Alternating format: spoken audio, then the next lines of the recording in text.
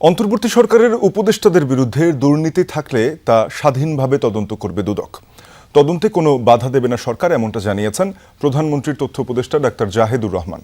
দুপুরে সচিবালয় সংবাদ সম্মেলনে তিনি বলেন, অন্তর্বর্তী সরকারের সময় সেবা নেয়ার ক্ষেত্রে যে দুর্নীতি হয়েছে সেখানে সরকারের থাকা দায়িত্বশীল ব্যক্তি এবং সরকারি কর্মকর্তা দুই অংশেরই দায় আছে।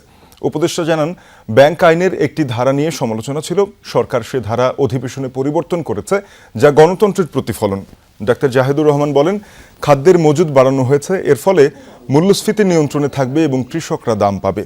জানান, বিরোধী দলীয় ৬৫ জন সংসদ সদস্যের প্রতিজনকে ৩০ লাখ টাকা বরাদ্দ করেছে এলজিআরডি মন্ত্রণালয়।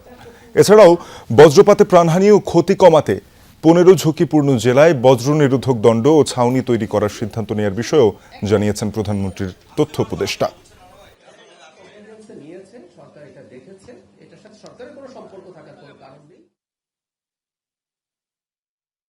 এমনকি কোন কোন উপদেষ্টার বিরুদ্ধে এক ধরনের সুনির্দিষ্ট অভিযোগ তখন ছিল, দুদক তখন কিছু কাজ করার চেষ্টা করেছিল। আমাদের মনে আছে দু একজন উপদেষ্টার ব্যক্তিগত কর্মকর্তার বিরুদ্ধে ইত্যাদি ইত্যাদি। সো এই দায়িত্ব দুদকের, এবং দুদক তারও আগের আওয়ামী লীগের সময়কার এবং দুদক আমাদের সময়কারও। আমি এটাও বলতে চাই যে এই সরকারের সময়ও দুদক একটা স্বাধীন কমিশন হিসেবে কাজ করবে এবং দেখার চেষ্টা করবে এই সরকারেরও কেউ কোন ধরনের দুর্নীতিতে ইনভলভ আছে কিনা।